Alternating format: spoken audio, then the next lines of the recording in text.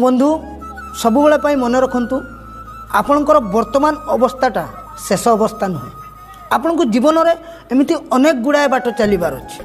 जीवन में सुख आसो दुख आसो एमती सुख दुख को सामना करी अनेक गुड़ाए बाट चलबार अच्छे। गोटे कथा मन पकड़े आज को 5 वर्ष तले आपणकर जहाँ सहित झगड़ा होता जो अवस्था थिला वर्तमान अच्छी से कथा मन रखिंट कि नाई ना।